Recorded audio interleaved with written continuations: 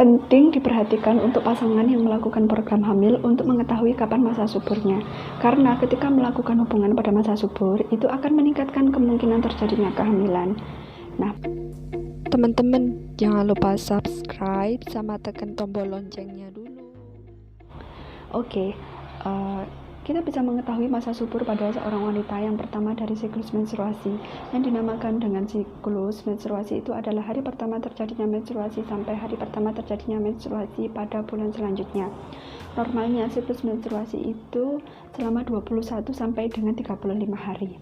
Jika kita ingin mengetahui masa subur dari siklus menstruasi, yang dapat kita lakukan adalah catat siklus menstruasi selama 6 bulan berturut-turut. Kemudian kita simpulkan apakah siklus menstruasinya kita itu termasuk dalam siklus yang teratur atau dalam siklus yang tidak teratur. Jika termasuk dalam siklus yang teratur, rumusnya adalah dikurangi dengan 12 dan 14.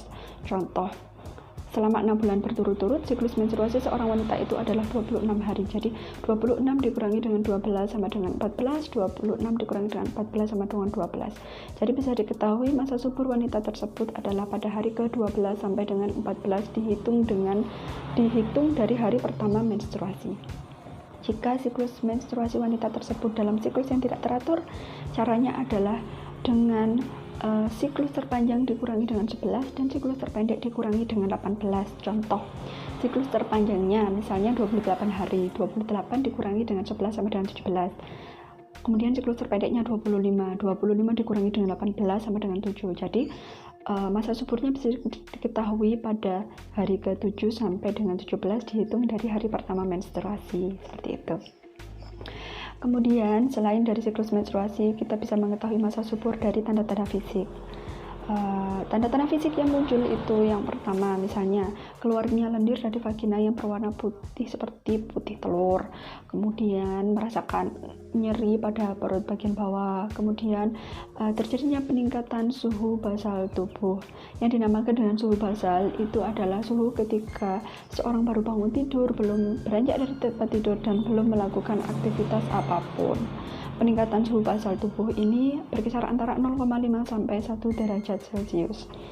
Jadi seorang wanita tersebut hanya akan merasakan gerah tapi tidak sampai merasakan demam, seperti itu. Kemudian selanjutnya adalah seorang wanita tersebut akan merasa lebih bergairah. Oke, selain dari siklus menstruasi dan tanda-tanda fisik, kita bisa mengetahui masa subur dengan menggunakan LH test. Penggunaan LH test ini sama dengan tes kehamilan yang menggunakan urin. Jika tes kehamilan menggunakan urin itu sebaiknya dilakukan pada pagi hari, LH test ini sebaiknya dilakukan pada siang dan sore hari, karena pada jam-jam tersebut terjadi peningkatan hormon LH. Kemudian sebaiknya lakukan LH test ini pada hari ke-10 sampai 14 dihitung dari hari pertama menstruasi.